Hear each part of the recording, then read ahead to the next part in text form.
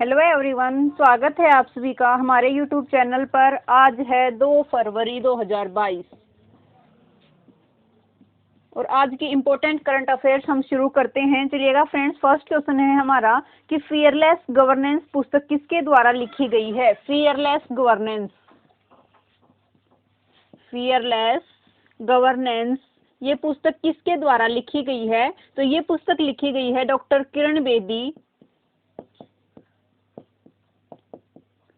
किरण बेदी के द्वारा। ये फियरलेस गवर्नेंस पुस्तक लिखी गई है और इस पुस्तक के अंदर क्या लिखा गया है, जो इन्होंने आईपीएस के रूप में जो अपना कार्यकाल इन्होंने बिताया है उसके बारे में, अपनी सर्विस के बारे में इसमें इसका वर्णन किया गया है। पूरी सर्विस के दौरान जो भी काम इन्होंने किया है उसका वर्णन इस फियरलेस गवर्नेंस पुस्तक के अंदर डॉक्टर किरण बेदी ने किया है। और ये भारत की फर्स्ट महिला आईपीएस कौन थी? भारत की फर्स्ट महिला आईपीएस का खिताब किसके पास है? तो ये किरण बेदी के पास है। ठीक है, उसके बाद नेक्स्ट देखिएगा कि जो ये संविधान, संस्कृति और राष्ट्र पुस्तक है, संविधान, संस्कृति एवं राष्ट्र, ये किसकी पुस्तक है? तो ये पुस्तक है संविधान, संस्कृति एवं राष्ट्र। ये जो पुस्तक है ये किसके द्वारा लिखी गई है? तो कलराज मिश्र के द्वारा ये पुस्तक लिखी गई है। और इसका जो विमोचन किया था इस पुस्तक का, वो विमोचन किसके द्वारा किया गया? तो हमारे उपराष्ट्रपति हैं जो वेंकैया नायडू, उनके द्वारा इसका विमोचन किया गया। और जो ये कलराज मिश्र है ये कहाँ के गवर्नर हैं? तो ये राजस्थान के गवर्नर हैं कलराज मिश्र। और राजस्थान के जो सीएम है वो कौन है? अशोक गहलोत वहाँ के सीएम है। ठीक है, उसके बाद नेक्स्ट देखिएगा कि the race of my life, ये किसकी पुस्तक है? तो the race of my life ये पुस्तक है मिल्खा सिंह की, जिनका हाल ही में निधन हो गया था। और मिल्खा सिंह की पुस्तक है the race of my life. उसके बाद है कि द प्रोमिसेस, ये किसकी पुस्तक है? तो डेविड गेलगट की पुस्तक है द प्रोमिसेस। डेविड गेलगट की पुस्तक है द प्रोमिसेस। और डेविड गेलगट को 2021 का बुकर प्राइज दिया गया है। 2021 का जो बुकर प्राइज है ये किसे मिला है? तो डेविड गेलगट को दिया गया है। और द प्रोमिसेस पुस्तक है उसके लिए इनको ये पुरस्कार दिया गया है। ठीक है, उसके बाद जो लाल सलाम किताब है, जो लाल सलाम नामक एक उपन्यास है, ये किसके द्वारा लिखा गया है? तो जो स्मृति ईरानी कैबिनेट मंत्री हैं जो हमारी, उनके द्वारा लिखा गया है लाल सलाम उपन्यास। और इसमें जो शहीद हैं उनके बारे में, उनकी कुर्बानी के बारे में वर्णन किया गया है। ठीक है, उसके बाद जो इंडोमिटेबल थी, हाल ही में एक ऑटोबायोग्राफी लॉन्च की गई थी इंडोमिटेबल, ये किसके द्वारा लिखी गई थी? तो अरुणधति भट्टाचार्य के द्वारा लिखी गई थी इंडोमिटेबल। और जो ममता बियॉन्ड 2021 है ये किसके द्वारा? जयंत घोष के द्वारा लिखी गई थी ममता बियॉन्ड 2021। गांधी के हत्यारे, ये पुस्तक किसके द्वारा लिखी गई? धीरेन्द्र के झा के द्वारा गांधी के हत्यारे पुस्तक लिखी गई थी। बॉय ऑफ इंडियन बॉय, ये किसके द्वारा लिखी गई थी? रस्किन बॉन्ड के द्वारा। ठीक है, उसके बाद नेक्स्ट देखिएगा, नेक्स्ट क्वेश्चन है जो सियोमारा कास्त्रो है, सियोमारा कास्त्रो, ये कहाँ की पहली महिला पीएम नियुक्त की गई है? पहली महिला पीएम नियुक्त की गई है सियोमारा कास्त्रो, ये होंडुरास की, सियोमारा कास्त्रो ये होंडुरास की पहली महिला पीएम नियुक्त की गई है, होंडुरास की। ठीक है, उसके बाद नेक्स्ट देखिएगा कि जो इसके शपथ समारोह में जो ये सियोमारा कास्त्रो है, इसका जो शपथ समारोह हुआ उसके अंदर कौन उपस्थित रहे? तो जो कमला हैरिस हैं, कमला हैरिस जो यूएसए की उपराष्ट्रपति हैं, यूएसए की फर्स्ट महिला उपराष्ट्रपति हैं ये। और वैसे कौन सी नंबर की हैं? तो 49th नंबर की वाइस प्रेसिडेंट हैं ये कमला हैरिस, और यहाँ की है, यूएसए की हैं। ये इनके शपथ समारोह जो था उसके अंदर प्रेजेंट रही हैं। और इसने क्या क्या वादे किए हैं? तो इसने वादे किए हैं कि जो मादक पदार्थ हैं उनकी तस्करी को रोकना। इसने 2 वादे किए हैं। 2 वादे कौन कौन से हैं? एक तो है कि जो मादक पदार्थ हैं उनकी तस्करी को रोकना, मादक पदार्थों की तस्करी को रोकना। और उसके बाद जो सेकंड वादा किया है वो क्या है कि गर्भपात के जो नियम हैं उनको उदार बनाना।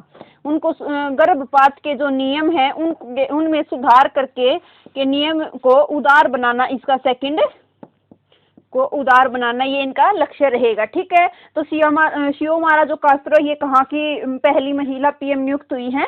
होंडुरास की ये पहली महिला नियुक्त हुई हैं। ठीक है, और जो ये होंडुरास है ये कहाँ कौन से महाद्वीप में है? तो जो नॉर्थ अमेरिका महाद्वीप है उसके अंदर पड़ता है होंडुरास, और नॉर्थ अमेरिका महाद्वीप में ये जो मैक्सिको और क्यूबा है उसी के पास पड़ता है होंडुरास। एक छोटा सा देश है होंडुरास मैक्सिको और क्यूबा के बीच। अगर मैक्सिको और क्यूबा की बात आती है तो जो मैक्सिको है और ये क्यूबा है इसके बीच कौन सा चैनल है? तो जो इनके बीच में है युकाटन चैनल। युकाटन चैनल किस किस के बीच है? मैक्सिको और क्यूबा के बीच है युकाटन चैनल। ठीक है, उसके बाद जब हाल ही में जिनके भी नए पीएम नियुक्त हुए हैं उनको हम देख लेते हैं एक बार। तो जो जापान है इसके नए पीएम कौन नियुक्त हुए हैं? फूमियो किसीदो यहाँ के नए पीएम नियुक्त हुए हैं। और उसके बाद देखते हैं कि जो जर्मनी है उसके नए चांसलर, जो जर्मनी है इसके बहुत दिनों तक लंबे टाइम तक जो चांसलर रही हैं वो कौन रही हैं? एंजेला मर्केल यहाँ की चांसलर रही हैं। और हाल ही में अब किसको एंजेला मर्केल के स्थान पर नियुक्त कर दिया गया है? तो जो ओलाफ शोल्स हैं उनको एंजेला मर्केल के स्थान पर ये जर्मनी का चांसलर नियुक्त कर दिया गया है। ठीक है, उसके बाद देखिएगा कि जो बारबोडास है, जो एक बारबोडास है जो हाल ही में नवीनतम गणराज्य देश बना है, इसकी नई पीएम किसको नियुक्त किया गया है? तो जो मिया अमोर मोटली है ये कहाँ की पीएम नियुक्त की गई है? तो बारबोडास की पीएम नियुक्त की गई है, जो हाल ही में नवीनतम गणराज्य देश कौन सा बना है? तो बारबोडास बना है। और इसने कहाँ से अपनी किससे स्वतंत्रता घोषित की है? तो ब्रिटेन से स्वतंत्र घोषित इसने अपने आप को किया है। ठीक है, उसके बाद देखिएगा कि जो इजराइल है उसके नए पीएम कौन बने हैं? इजराइल के नए पीएम कौन बने हैं? तो नेफ्ताली बेनेट यहाँ के नए पीएम है। नेफ्ताली बेनेट यहाँ के नए पीएम है। और जो कजाकिस्तान है, हाल ही में जो कजाकिस्तान है इसमें क्या हुआ था कि यहाँ पर ईंधन की कीमतें बढ़ गई थी, और यहाँ पर ईंधन की कीमतें बढ़ने के कारण जो यहाँ के पीएम है उन्होंने इस्तीफा दे दिया था, और ये जो यहाँ के जो राष्ट्रपति हैं उन्होंने यहाँ पर आपातकाल की घोषणा कर दी थी। और उसके बाद जब यहाँ पर पीएम नियुक्त किए गए तो वो उस पीएम का क्या नाम है? अली खान स्माइलो। कहाँ के पीएम है? ये कजाकिस्तान के पीएम हैं। ठीक है, इतनी बात आप याद रखिएगा। उसके बाद नेक्स्ट चलते हैं। नेक्स्ट क्वेश्चन क्या है हमारा?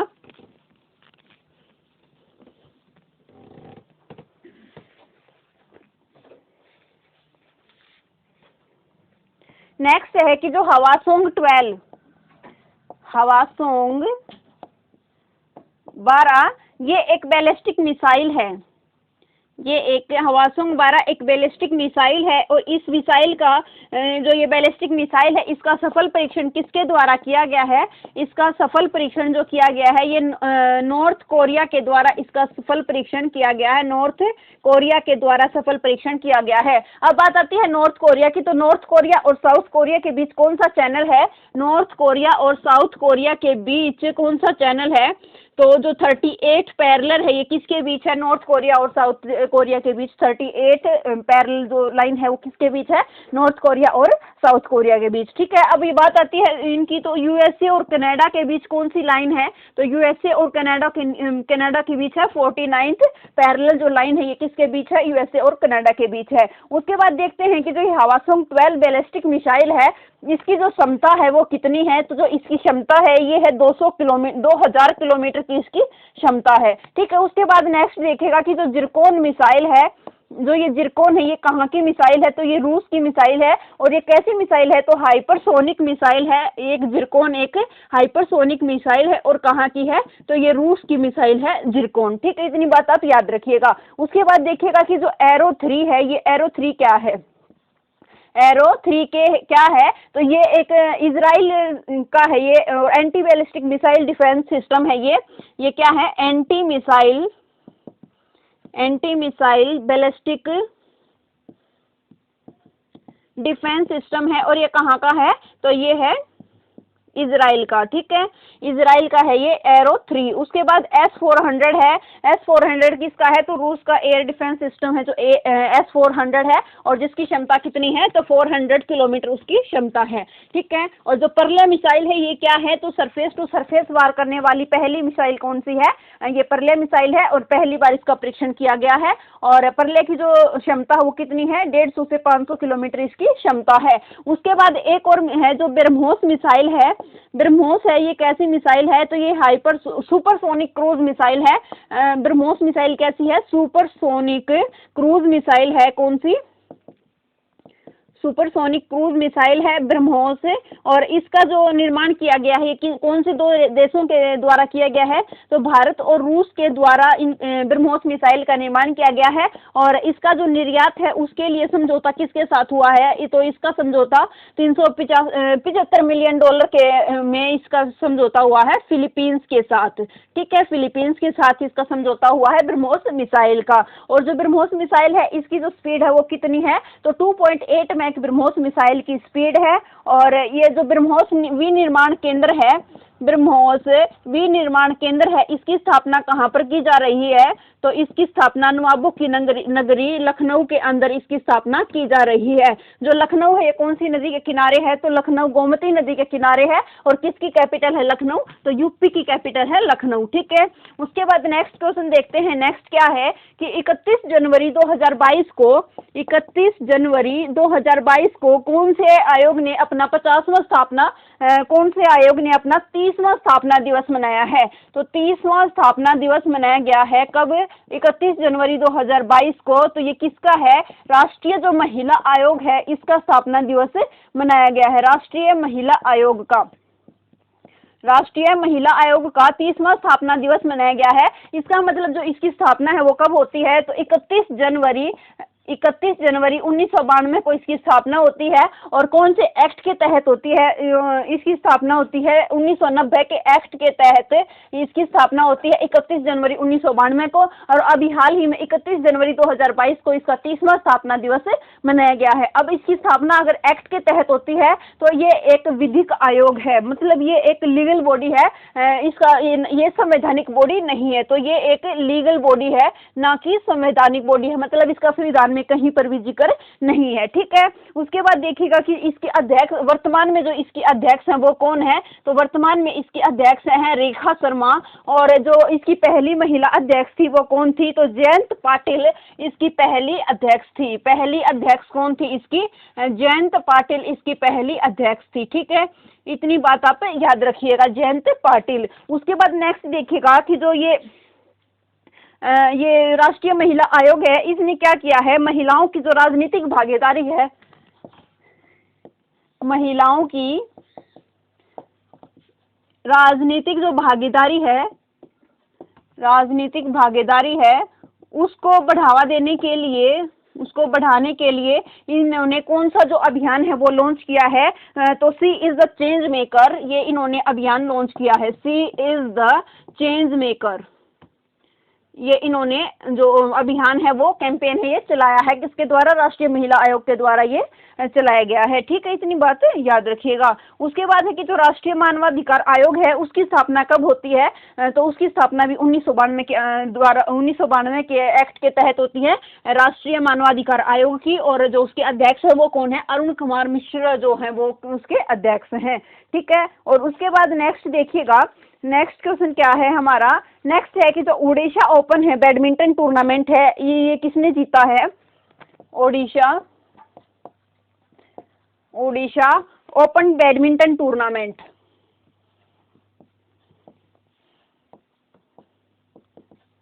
बैडमिंटन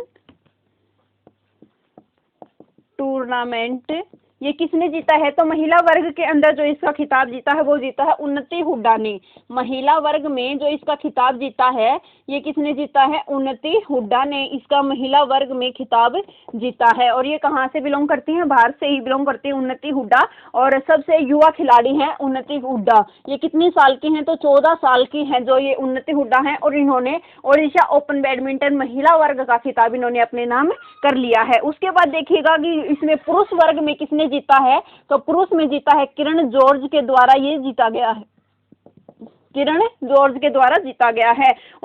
नेक्स्ट देखिएगा कि जो ये ओडिशा ओपन बैडमिंटन टूर्नामेंट है, इसका आयोजन कहाँ किया गया था, तो इसका आयोजन कटक उड़ीसा के अंदर इसका आयोजन किया गया था। और जो ये कटक है ये कौन सी नदी के किनारे है, तो महानदी के किनारे है कटक। और कटक के अंदर क्या है, जो राष्ट्रीय चावल अनुसंधान संस्थान है, राष्ट्रीय चावल अनुसंधान संस्थान है, ये कहाँ पर है, तो राष्ट्रीय चावल अनुसंधान केंद्र कटक के अंदर है। और अगर बात आ जाए कि अंतर्राष्ट्रीय चावल अनुसंधान केंद्र कहाँ है, तो मनीला फिलीपींस के अंदर है अंतर्राष्ट्रीय चावल अनुसंधान केंद्र। ठीक है।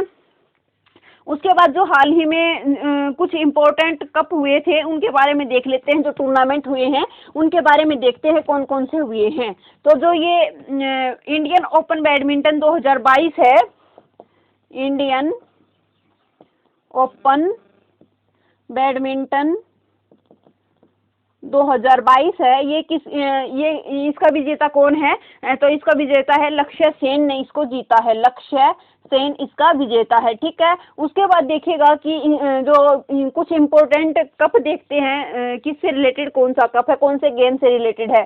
तो जो उबेर कप है और जो थॉमस कप है, Uber cup and Thomas cup है, ये किससे रिलेटेड है, तो ये कौन से खेल से हैं, बैडमिंटन से रिलेटेड है, बैडमिंटन से रिलेटेड है। ठीक है। उसके बाद देखिएगा कि जो ये राइडर कप है ये कौन से गेम से रिलेटेड है, राइडर कप, तो ये गोल्फ से रिलेटेड है राइडर कप। और एक है कि जो डेविस कप कौन से खेल से रिलेटेड है, डेविस कप, डेविस कप है ये टेनिस से रिलेटेड है, डेविस कप। और हाल ही में जो ऑस्ट्रेलियन ओपन है वो किसने जीता है, तो महिला वर्ग के अंदर जीता है, एशले बार्टी के द्वारा ऑस्ट्रेलियन ओपन जीता गया है। और जो राफेल नडाल है उनके द्वारा पुरुष वर्ग का जो ऑस्ट्रेलियन ओपन टूर्नामेंट है ये जीता गया है। और टेनिस टूर्नामेंट का पहला जो ग्रैंड स्लैम होता है, साल का पहला ग्रैंड स्लैम, वो कौन सा होता है, ऑस्ट्रेलियन। उसके बाद देखिएगा नेक्स्ट क्या है कि जो वेलिंगटन कप है, वेलिंगटन जो कप है ये कौन से खेल से रिलेटेड है, तो जो रोइंग होती है मतलब नौकायान है उससे रिलेटेड कौन सा कप है, तो वेलिंगटन कप है, नौकायान या रोइंग से रिलेटेड है। ठीक है। फुटबॉल में कौन कौन से होते हैं, तो Euro cup, Copa America cup और डूरंट कप कौन किससे रिलेटेड होते हैं, फुटबॉल से रिलेटेड होते हैं। और जो कोपा अमेरिका कप है ये किसके द्वारा जीता गया है, तो अर्जेंटीना ने जीता है कोपा अमेरिका कप। और जो डूरंट यूरो कप है ये किसने जीता है, इटली के द्वारा यूरो कप जीता गया है। ठीक है। उसके बाद जो नाइन्थ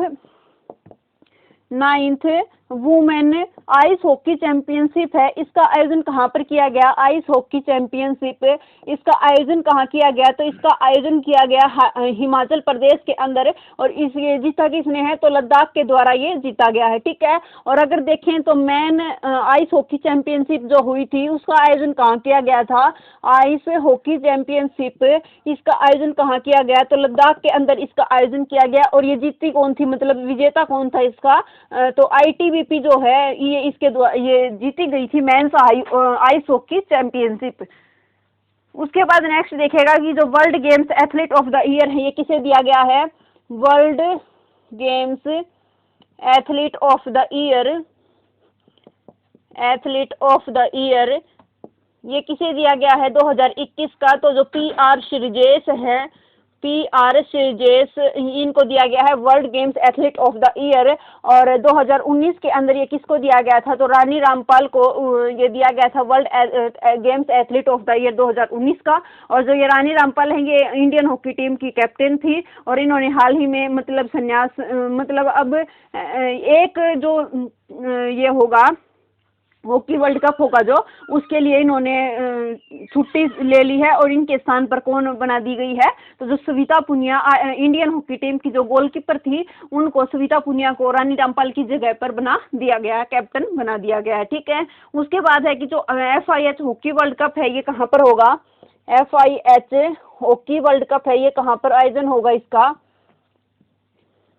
2024 के अंदर इसका वर्ल्ड कप कहाँ होगा, तो ओमान के अंदर इसका होगा। और उसके बाद देखते हैं कि जो फीफा है ये किसका वर्ल्ड कप है, तो फुटबॉल का वर्ल्ड कप है फीफा। और फीफा के द्वारा जो best player of the year है वो किसको दिया गया है, मेंस के अंदर, मेंस में दिया गया है ये रॉबर्ट लेवेंडस्की को ये दिया गया है। और वुमेन के अंदर ये किसको दिया गया है, तो एलेक्सिया पुटेलस को फीफा का best footballer of the year दिया गया है। ठीक है, और जो फीफा वर्ल्ड कप है 2022 का, फीफा वुमेन का जो वर्ल्ड कप है 2022 का, ये कहाँ पर किया जाएगा इसका आयोजन, तो दोहा कतर के अंदर इसका आयोजन किया जाएगा। ठीक है, उसके बाद नेक्स्ट देखते हैं कि जो देश की पहली यूनिकॉर्न कंपनी है वो कौन सी बन गई है, देश की पहली यूनिकॉर्न कंपनी।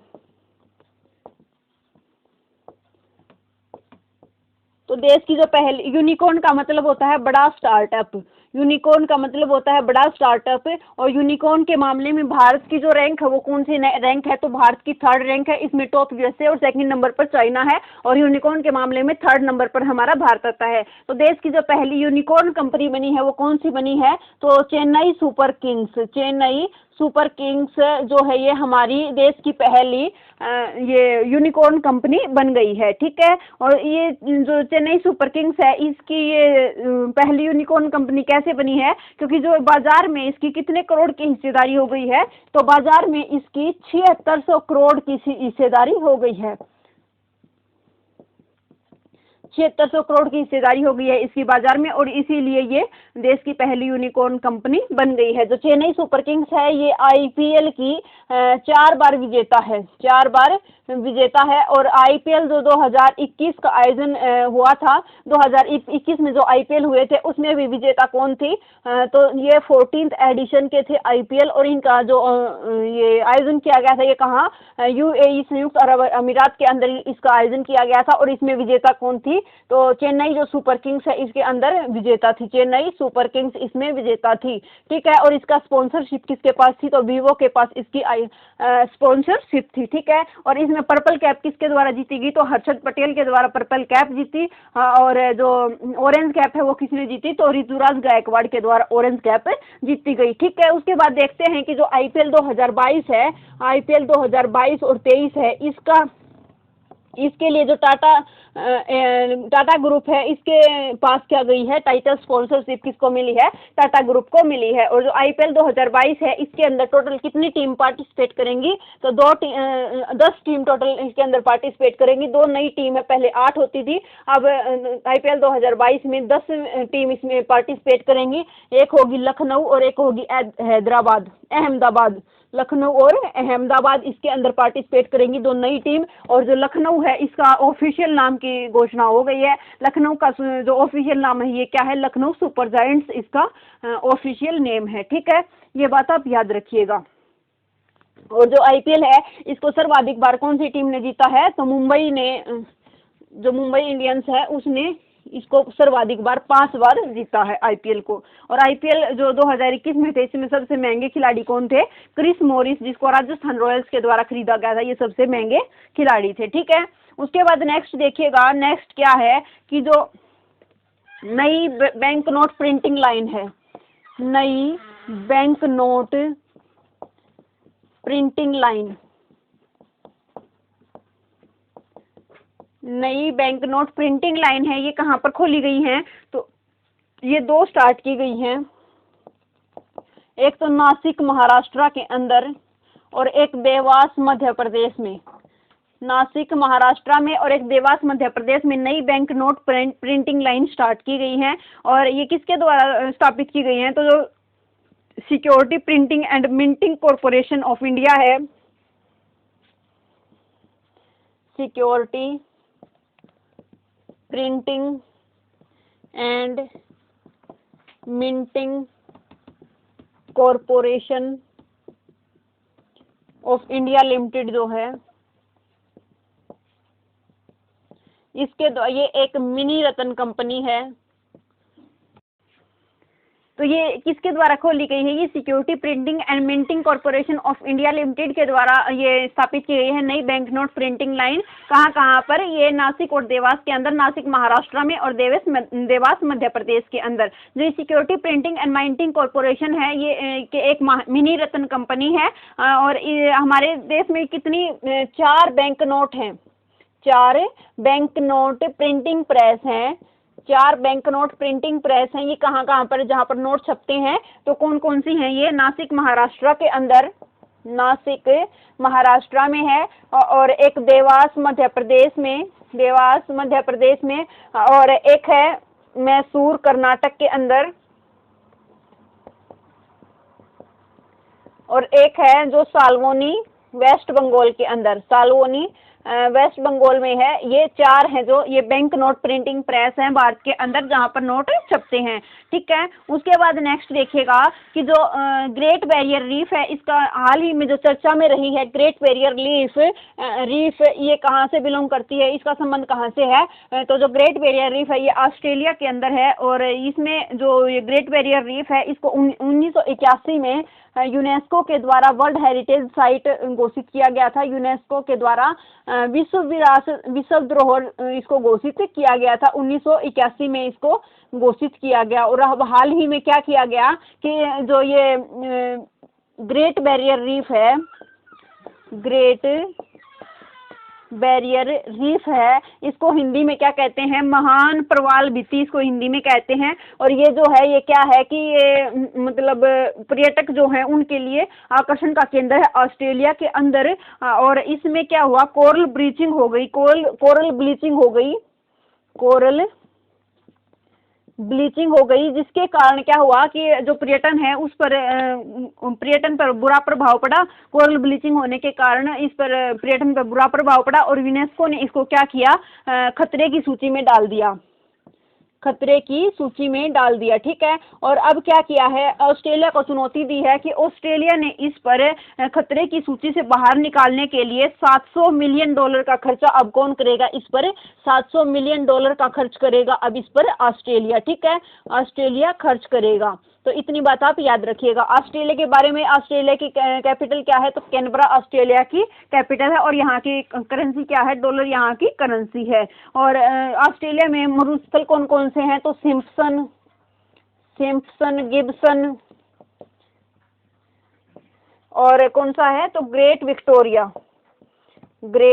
विक्टोरिया, यहाँ पर मरुस्थल हैं। ठीक है, और जो मर्ले डार्लिंग नदी है वो कहाँ पर है? ऑस्ट्रेलिया के अंदर है। और ग्रेट डिवाइडिंग रेंज जो पर्वत श्रेणी है ये कहाँ पर है? तो ये भी ऑस्ट्रेलिया के अंदर है। ठीक है, और जो ये ग्रेट बैरियर रीफ है ये ऑस्ट्रेलिया की कौन सी साइड है? तो उत्तर पूर्वी भाग में स्थित है ग्रेट बैरियर रीफ ऑस्ट्रेलिया में। और जो ऑस्ट्रेलिया है उसे प्यासी भूमि का देश भी कहा जाता है।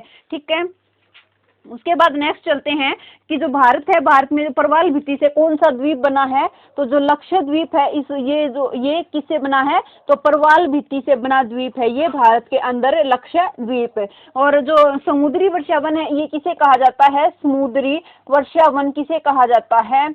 तो जो समुद्री वर्षावन है और धरती के फेफड़े, पृथ्वी के फेफड़े, ये किसको कहा जाता है? तो जो पृथ्वी के फेफड़े है ये कहा जाता है अमेज़न जो वर्षावन है, अमेज़न वर्षावन है उनको कहा जाता है पृथ्वी के फेफड़े, अमेज़न वर्षावनों का कहा जाता है।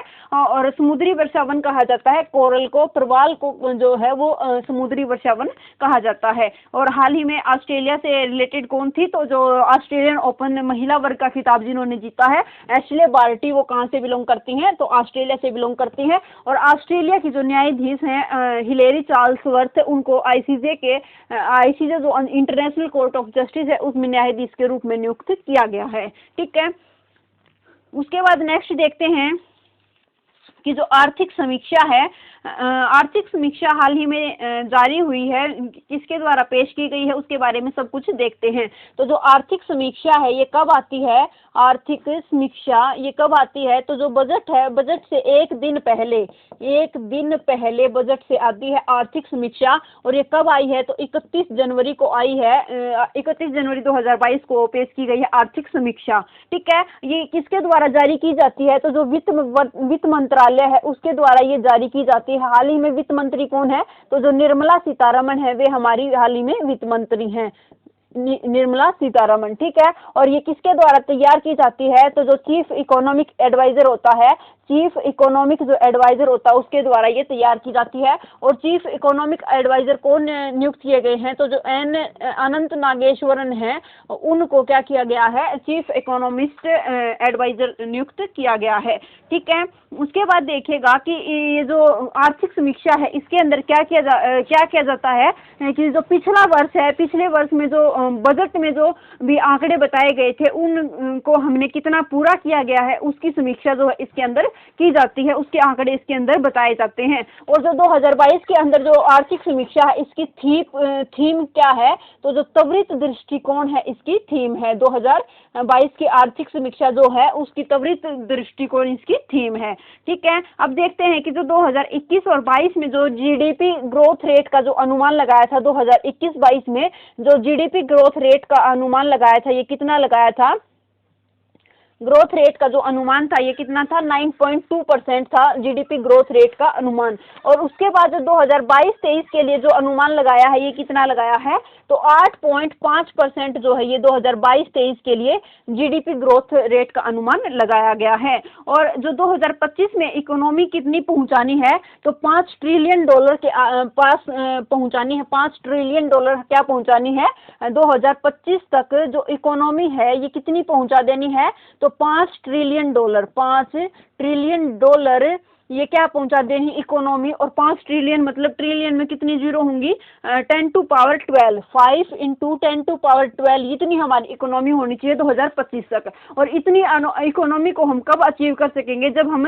कुछ पैसा इन्वेस्ट करेंगे किसमें, जो इंफ्रास्ट्रक्चर है उसके अंदर कुछ पैसे को जब हम इन्वेस्ट करेंगे तो इतनी इकोनॉमी को हम छू सकते हैं। ठीक है, तो इंफ्रास्ट्रक्चर इसको छूने के लिए हमें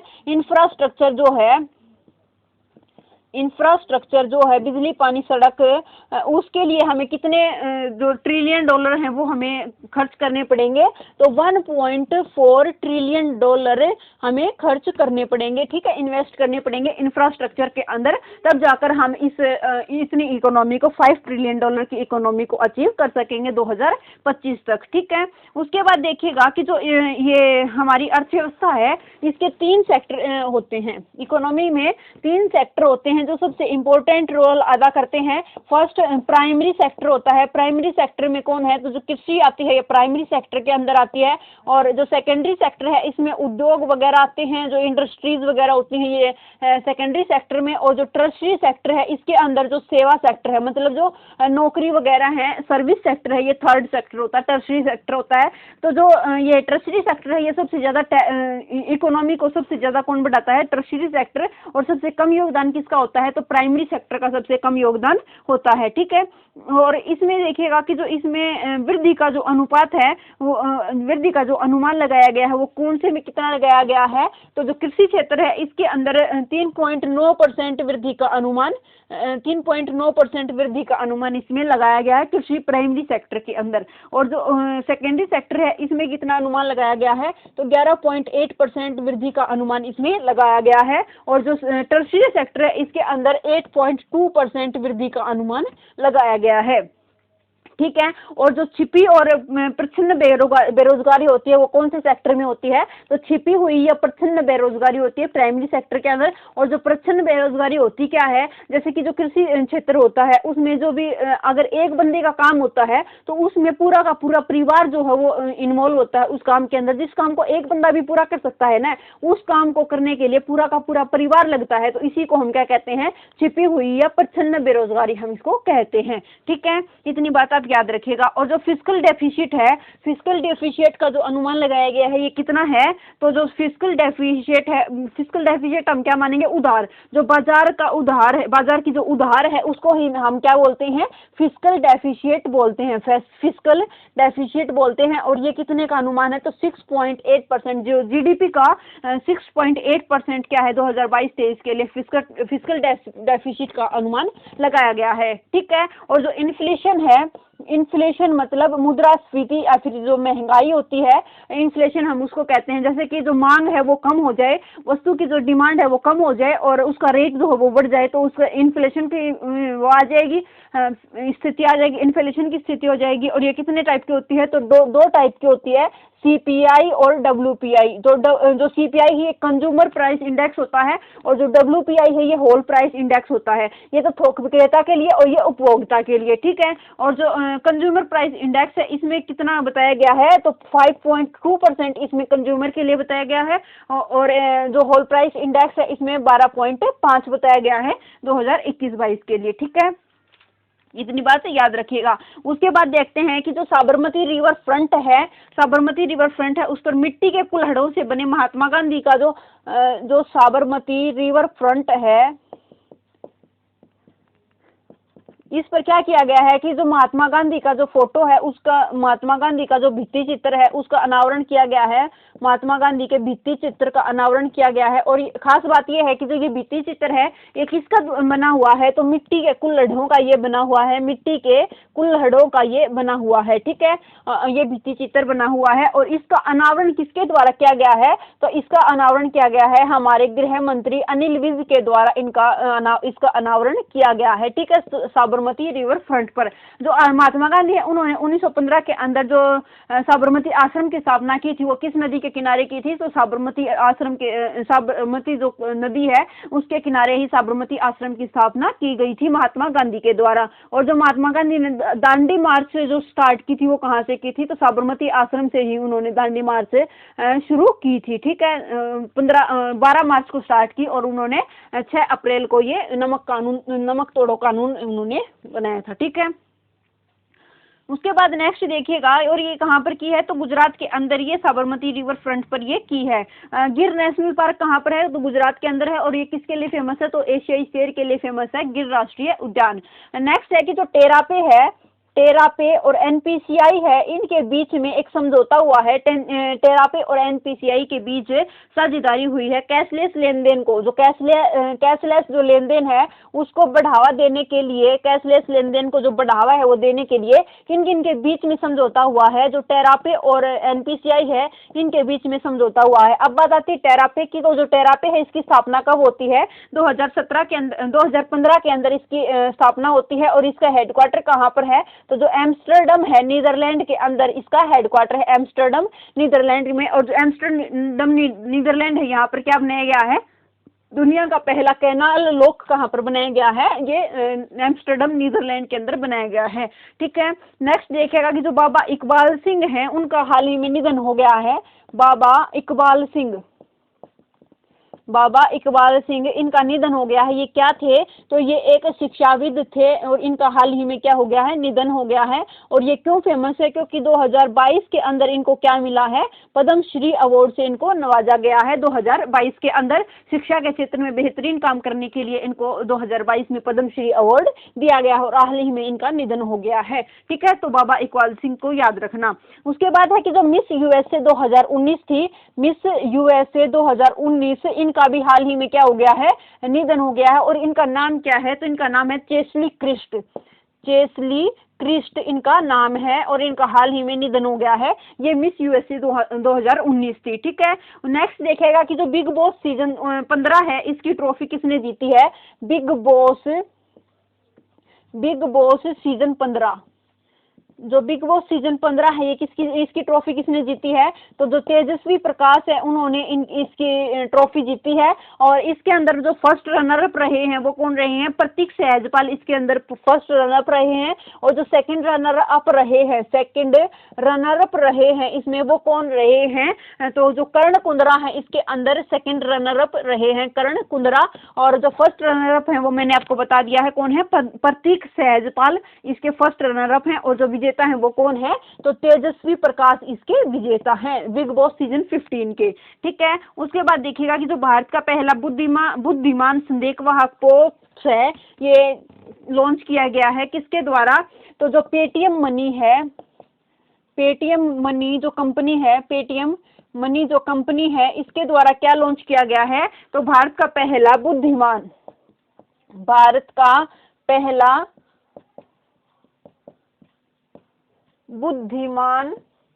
संदेशवाहक पोप्स लॉन्च किया गया है, पॉप्स लॉन्च किया है। किसने? तो ये पेटीएम मनी के द्वारा ये लॉन्च किया गया है। जो पेटीएम मनी है इसकी स्थापना कब होती है? तो 2017 के अंदर इसकी स्थापना होती है। और कहाँ पर इसका हेडक्वार्टर है? तो बेंगलुरु के अंदर इसका हेडक्वार्टर है। और जो वरुण श्रीधरन है वो इसके सीईओ हैं हाल ही में पेटीएम मनी के। 2017 में इसकी स्थापना और बेंगलुरु में हेडक्वार्टर है। ठीक है। और सऊदी अरब जो है उसका पहला योग महोत्सव है वो आयोजित किया गया है। सऊदी अरब का पहला योग महोत्सव आयोजित किया गया है। योग महोत्सव, योग महोत्सव ये कौन से नंबर का है? तो ये फर्स्ट है। और ये कहाँ पर इसका आयोजन किया गया है? इसका आयोजन कहाँ? तो जेद्दा के अंदर इसका आयोजन किया गया है। जेद्दा के अंदर इसका आयोजन किया गया है। ठीक है। और जो सऊदी अरब है इसकी रियाद इसकी कैपिटल है और रियाल इसकी करेंसी है।